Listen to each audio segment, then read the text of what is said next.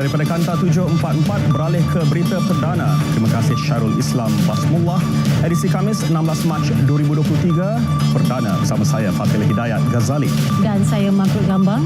Berikut paparan utama malam ini. Tambang percuma MRT laluan Putrajaya bermula hari ini hingga 31 Mac.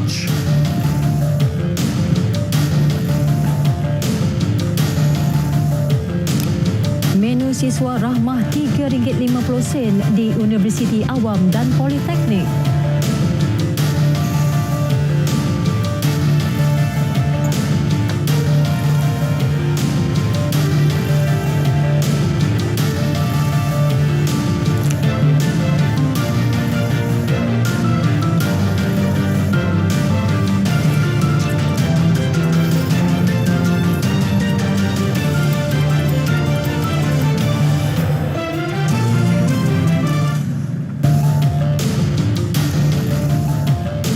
Assalamualaikum, salam Malaysia Madani. Tambang percuma bagi MRT laluan Putrajaya. Perdana Menteri Datuk Seri Anwar Ibrahim mengumumkan perkara itu yang berkuat kuasa mulai hari ini hingga 31 Mac ini. MRT laluan Putrajaya mula beroperasi sepenuhnya pada pukul 3 petang tadi. Dan kerana kejayaan MRT Corp dan memudahkan cara pelaksanaan ini, saya setuju supaya mulai hari ini jam 3 petang 3 petang sehinggalah 31 Mac kita tidak akan kenakan bayaran bagi yang mengguna MRT ini.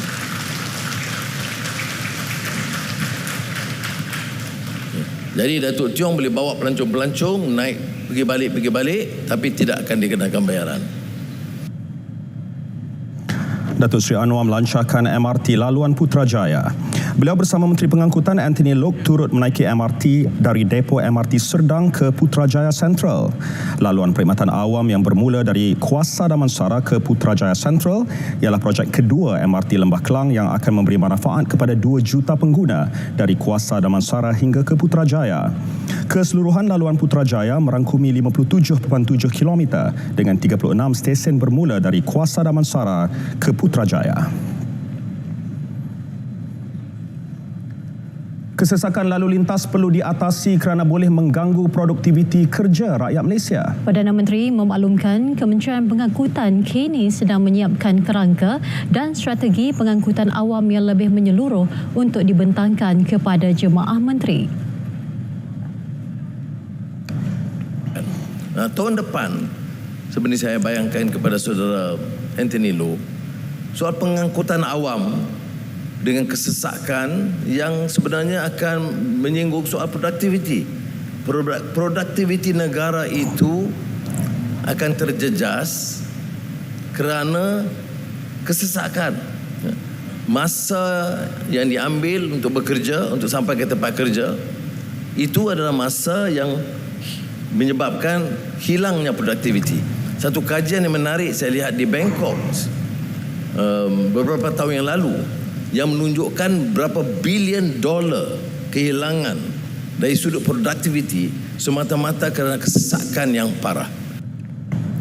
Strategi itu akan dilaksanakan secara berperingkat bagi meringankan beban rakyat secara umum serta kendalian operasi pengangkutan awam yang lebih sistematik. Prinsip ketelusan diteruskan dalam aspek penyelenggaraan dan pelaksanaan projek baharu selepas ini. Langkah berkenaan membolehkan lebihan dana dapat dimanfaatkan untuk pelaksanaan projek kecil lain yang akan memberi kemudahan dan keselesaan kepada rakyat. Saya tekankan hal ini berulang kali. Saya tekankan soal kerusakan sistem, kebocoran dan kerusakan ini kerana ia telah menjadi sistemik, parah di semua peringkat. Dan kalau kita dapat jimat berdasarkan satu sistem perolehan yang lebih telus, manfaatnya kepada rakyat. Kerajaan memberi tumpuan kepada bidang kesihatan dan pendidikan selain daripada projek pengangkutan awam dan keperluan lain. Perdana Menteri menegaskan kedua-dua bidang itu menjadi keutamaan menerusi Belanjawan 2023 berikutan bebanan keuangan dan hutang negara. Jadi untuk tahun ini kita nak ambil langkah-langkah yang sangat tegas dan berani, belanja yang jauh lebih tinggi untuk menyelesaikan masalah-masalah basic asas prasarana sekolah. Sekolah daif, tandas di sekolah, kelengkapan-kelengkapan awal di sekolah, dan juga klinik kesihatan dan perubatan. Sebab itu sudah lihat peningkatan yang agak mendadak bagi peruntukan Kementerian Kesihatan dan Kementerian Pendidikan. Perkhidmatan MRT laluan Putrajaya kini beroperasi sepenuhnya dan sedia memanfaatkan lebih 100,000 penumpang setiap hari. Dari Kuasa Damansara ke Putrajaya Sentral, orang ramai boleh mengelak kesesakan dengan menggunakan perkhidmatan MRT sekaligus menambah baik jaringan pengangkutan awam. Bimala Kasturi Berasami ada kupasannya.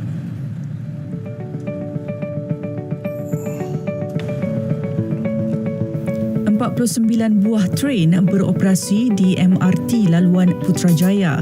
Setiap train mempunyai 4 gerabak yang berkapasiti 1,200 penumpang dengan kekerapan 5 minit pada waktu puncak. Operasi fasa 1 telah bermula 16 Jun tahun lalu dari Kuasa Damansara ke Kampung Batu. Bermula pukul 3 petang, train tanpa pemandu yang dikawal selia dari Pusat Kawalan Operasi telah beroperasi sepenuhnya sehingga ke Putrajaya Sentral. Terdapat 10 stesen pertukaran atau sambungan dan 17 stesen dilengkapi dengan kemudahan tempat letak kereta. MRT laluan Putrajaya ini mempunyai 36 stesen yang terdiri daripada 27 stesen bertingkat dan 9 di bawah tanah. Antaranya stesen Sungai Buloh, Titiwangsa, Persiaran KLCC, Sungai Besi, UPM, Cyberjaya Utara dan Putrajaya Sentral. Bimala Kasturi Birasami, RTM.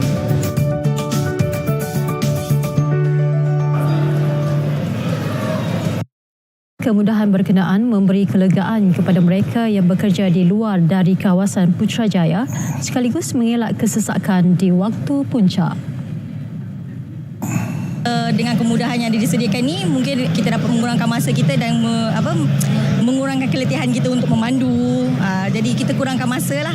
Jadi cepatlah untuk kita pergi kerja Putrajaya, Ampang untuk ulang alik. Syukur Alhamdulillah lah. Memang sangat membantulah perjalanan daripada Putrajaya ke Kuala Lumpur ataupun ke tempat-tempat lain lah. So, utamanya bagi saya lah orang pencen yang tak ada kerja. Jadi sangat mudah. Sekarang cuti sekolah, minggu depan dah buka sekolah. So hari ini saya ambil peluang untuk bawa diorang lah untuk merasa perkhidmatan baru MRT Putrajaya. Ini pula mengenai isu kesesakan lalu lintas. Jawatan Kuasa Kabinet telah dibentuk bagi mencari penyelesaian secara menyeluruh dan terancang. Menteri Pengangkutan Anthony Loke memaklumkan mesyuarat pertama jawatan kuasa itu dijadual diadakan tidak lama lagi. Kabinet akan memberikan perhatian yang serius kepada isu kesesakan lalu lintas ini. Itu sebabnya kita telah pun bersetuju untuk membentuk satu Kabinet Komiti. Kabinet Komiti ini akan merangkumi pelbagai kementerian. Prestasi perkhidmatan pengangkutan awam juga akan terus dipertingkat bagi mengurangkan kesesakan lalu lintas di negara ini. Kerajaan tekad memerangi masalah beban berganda pemakanan tidak seimbang yang dihadapi 5.6 juta kanak-kanak prasekolah, sekolah rendah dan menengah rendah. Timbalan Perdana Menteri Datuk Seri Dr. Ahmad Zahid Hamidi berkata, beberapa cadangan telah dibentang dalam mesyuarat Majlis Sosial Negara supaya generasi tersebut mempunyai pembentukan fizikal yang seimbang. Jelasnya, pembentukan fizikal kanak-kanak bukan sekadar tinggi dan berat tetapi perlu mengambil kira masalah pembantutan, masalah kurang saiz, berat dan obesiti.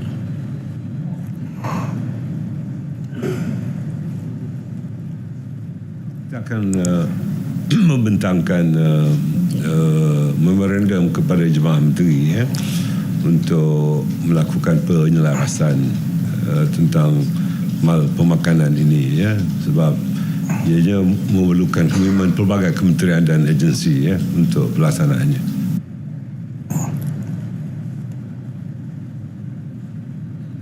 Menu siswa rahmah pada harga RM3.50 diperkenal di semua universiti awam dan politeknik seluruh negara. Menteri Pendidikan Tinggi Datuk Seri Muhammad Khalid Nordin berkata 320,000 mahasiswa dari golongan B40 akan menerima manfaat. Pihak KPT telah mendapat komitmen penyertaan daripada semua universiti, institusi pendidikan tinggi, semua 20 IPTA dan juga termasuk politeknik, yang mana melibatkan sebanyak 235 gerai, pelbagai gerai dalam pelbagai universiti yang kita menawarkan makanan harganya RM3.50. Kita tahu menu ramah harganya RM5. Tetapi di universiti kita RM3.50 kerana pihak universiti tidak mengenakan kos penyewaan kepada peniaga. Menu siswa rahmah dapat direalisasi dengan penglibatan pihak institusi yang tidak mengenakan kos sewa gerai kepada peniaga.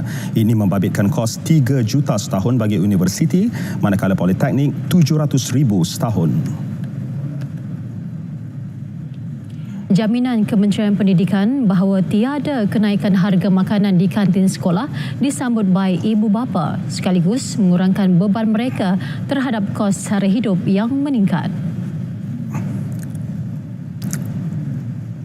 Saya setujulah dengan perkara itu sebab dia dapat banyak juga membantu kami ibu bapa dengan jadi selain daripada harga, dia punya makanan pun dia berpatutan sesuai untuk budak-budak kan? Ya, saya keseluruhannya bersetujulah dengan kenyataan tersebut dan saya rasa pendekatan yang dibuat oleh menteri adalah untuk membantu rakyat jelata dan insya-Allah lah kenaikan itu tidak akan berlaku hingga menyebabkan rakyat terkesan. Pada pandangan saya itu yang terbaik lah sebab dia tidak menjejaskan kewangan untuk keluarga kan, especially untuk mak ibu bapa sebab kebanyakan kalau makanan mahal ni kita rasa tak mampu kan. Itulah baguslah kalau macam ni kerja kerajaan. Penyakit salmonellosis boleh menjangkiti unggas seperti ayam, burung dan juga manusia. Antara simptom salmonellosis pada haiwan adalah telur tidak berkualiti dan cerit-berit. Simptom pada manusia pula, cerit-berit dan demam. Jangkitan boleh dielakkan dengan menjaga kebersihan sewaktu mengendalikan haiwan hidup dan produk berasaskan haiwan. Penyakit ini boleh dicegah di peringkat ladang dan loji pemprosesan dengan mengamalkan biosekuriti ladang yang baik. Haiwan sihat, masyarakat sejahtera. Hubungi DVS untuk maklumat lanjut. Andalusia Travel and Tours akan melancarkan pakej baharu ibadah haji dan umrah dengan pelbagai tawaran menarik bagi musim baharu 1445 Hijrah pada pameran Mata 2023 yang bermula esok di MyTech. Pakej merangkumi umrah ziarah Eropah yang akan dimasukkan semula ke dalam senarai pakej umrah ziarah Andalusia. Pengarah dan penasihat undang-undangnya Ida Rizwana Idris berkata, antara kelainan dalam Mata Fair kali ini, pengunjung akan merasai sendiri suasana mengerjakan umrah selain air zam-zam, buah kurma dan teh Arab diberikan secara percuma.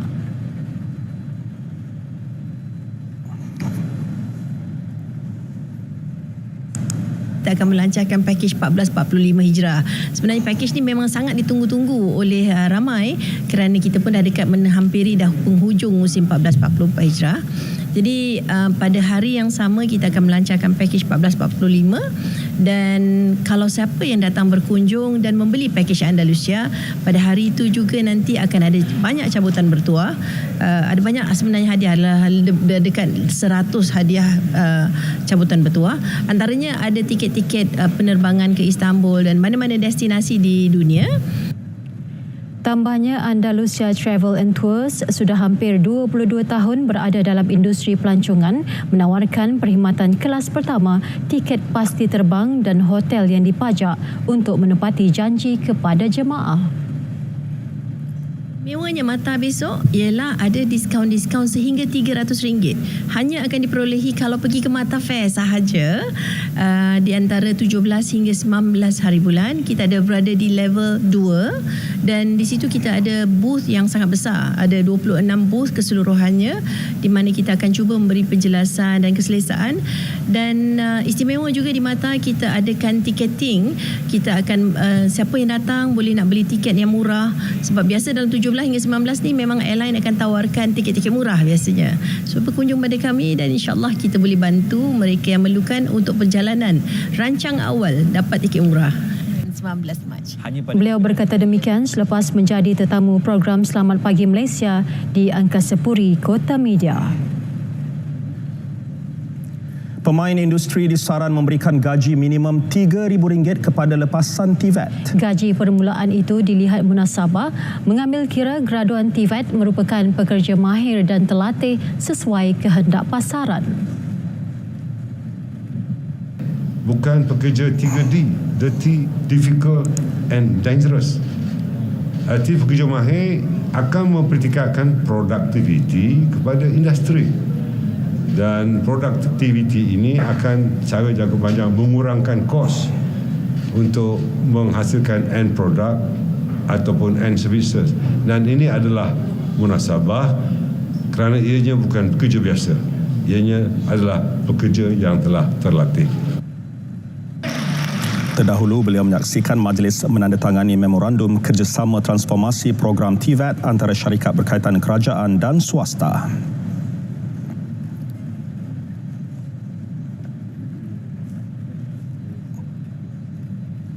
Dalam pada itu, kebergantungan terhadap pekerja asing akan dikurangkan hingga 25% menjelang 2030. Didorong komitmen kerajaan dalam menggalakkan lebih banyak penyertaan warga tempatan dalam TVET. Saya memandang bahawa masalah pengambilan pekerja asing wajib dikurangkan. Keutamaan mesti diberi kepada guna tenaga tempatan. Saya menghargai apa yang dilakukan oleh Menteri Wismakumar bersama-sama dengan Menteri Dalam Negeri yang telah menyusun atur agar hanya bidang 3D saja yang menggunakan pekerja asing. Manakala yang selebihnya harus diberikan 100% kepada guna tenaga tempatan. Garis panduan Agensi Pusat Permohonan Penggambaran Filem dan Persembahan Artis Luar Negara Puspal sedia ada masih terpakai, namun ia akan dipindah atau ditambah baik mengikut kesesuaian bagi memudah cara semua pemain industri terlibat. Menteri Komunikasi dan Digital Fahmi Fazil berkata, sektor berkenaan berpotensi dalam meningkatkan ekonomi negara menerusi pelbagai acara termasuk penganjuran konsert artis luar negara di Malaysia. Beliau bercakap kepada media selepas majlis Puspal bersama industri dan town hall di Ibu Negara. Turut hadir Timbalan Menteri Komunikasi dan Digital Teo Nii Ching dan Ketua Setiausaha KKD Datuk Seri Muhammad Mentek merangkap pengerusi jawatan kuasa Puspal. Antara dibangkitkan dalam sesi pertemuan itu isu cukai, permit serta kos premis yang tinggi dikenakan kepada pihak penganjur konsert. Menurut Fahmi, isu berkenaan di luar bidang kuasa Puspal. Namun, beliau akan memaklumkan kepada kementerian berkaitan untuk meneliti dan mempertimbangkan perkara itu. Langkah memendekkan tempoh kelulusan projek pembangunan oleh pihak berkuasa tempatan PBT akan memberikan impak positif kepada sektor perumahan. Ini akan memberikan ruang kepada pemaju untuk merancang projek dengan lebih baik selain mengelakkan impak inflasi berterusan terhadap bahan binaan. Datuk Seri Anwar mentioned within 3 months, and I think that would be an appropriate period. Some PPTs have done it in less, and also that's provided, of course, that the developer and the consultant submit a full complete and comprehensive submission. And if you asked me 20 years ago, a passport within a day, I said no, but today it's being done. So I think it's the same with approval of projects. If there's an intent and a commitment, it can be done. Semalam, Perdana Menteri memaklumkan cadangan pemendekan tempoh kelulusan itu akan dibawa dalam mesyuarat bersama yang dipertua Majlis Perbandaran serta Datuk Bandar minggu depan.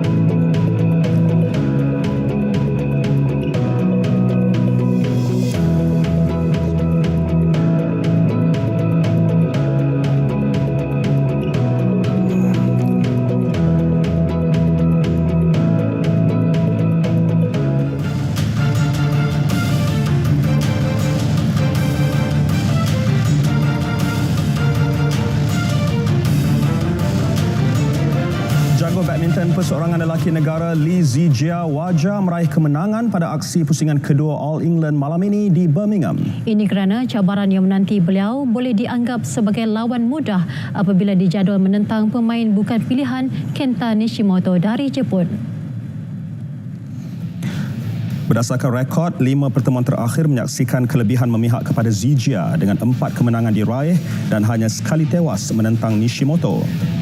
Zijia yang ketika ini menghuni ranking keempat dunia, Wajah memanfaatkan kelebihan dan pengalaman dimiliki untuk menempah slot ke suku akhir.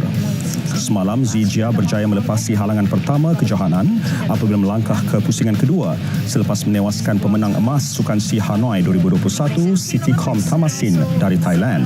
Pada aksi tersebut, Zijia menang dengan keputusan 21-12, 21-15.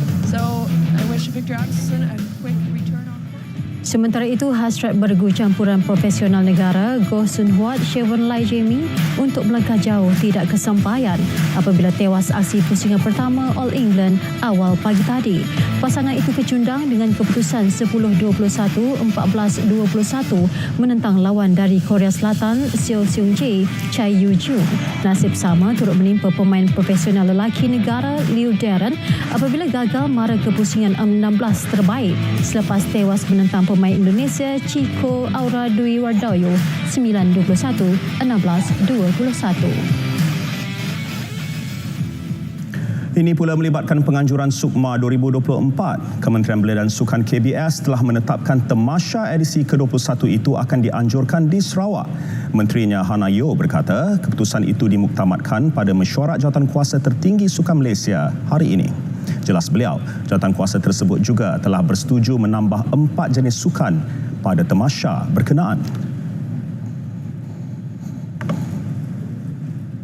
Sarawak pula selaku tuan rumah SUKMA 2024 juga diberikan pilihan memasukkan beberapa sukan tambahan dan telah memutuskan untuk menyenaraikan 4 jenis sukan tambahan: tinju, Muay Thai, petong dan sukan elektronik e-sports. Bagi Temasya SUKMA 2024, tertakluk kepada jumlah minimum penyertaan 6 negeri seperti terkandung dalam Peraturan Am Sukan Malaysia. Dalam pada itu, Sarawak menyambut baik pengumuman KBS berhubung penganjuran SUKMA 2024. Menurut Menteri Belia dan Sukan dan Pembangunan Usahawan Sarawak, Datuk Seri Abdul Karim Rahman Hamzah, pihaknya berhasrat menjadikan Temasya itu sebagai penganjuran terbaik selepas dipilih sebagai tuan rumah edisi ke-21. Dari segi fasiliti, saya rasa Sarawak mempunyai kemudahan-kemudahan yang mencukupi. Di kompleks sukan di Kuching pun saya rasa adalah antara kompleks sukan negeri yang terbesar di Malaysia, in one place. Satu je yang kita belum ada, iaitu velodrome. Kalau fasiliti lain, lapangan sasa, padang rugby, track dan sebagainya, semua kita dah ada. Beliau berkata demikian selepas mesyuarat jawatankuasa tertinggi SUKMA di Putrajaya hari ini.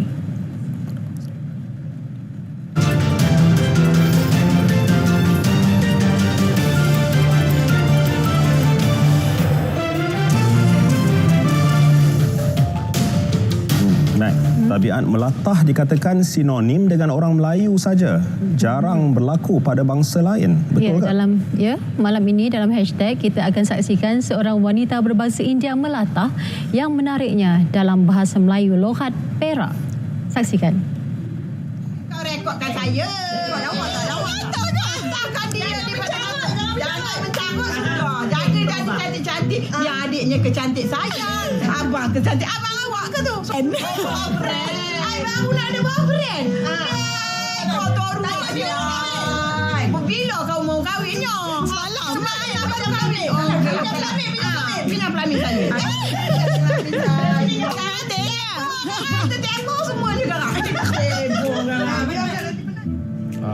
Baru-baru ini heboh di media sosial, satu rekaman video memaparkan seorang jurihebah radio menerima panggilan daripada wanita misteri.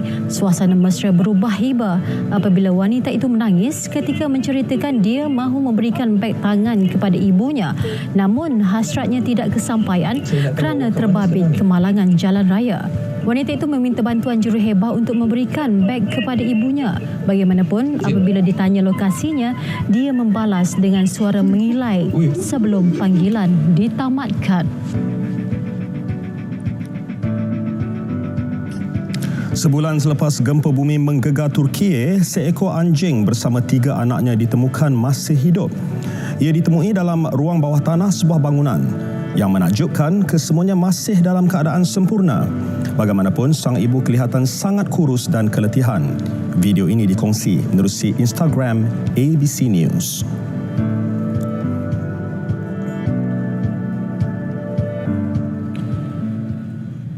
Ya, alhamdulillah, syukur keajaiban berlaku. Berpantang maut sebelum ajal. Ya. Nampaknya berita perdana yang berdurasi 30 minit sekarang ini berakhir di sini untuk edisi 16 Mac 2023. Yang sahih di RTM. Kami akhiri dengan Assalamualaikum. Salam Malaysia Madani.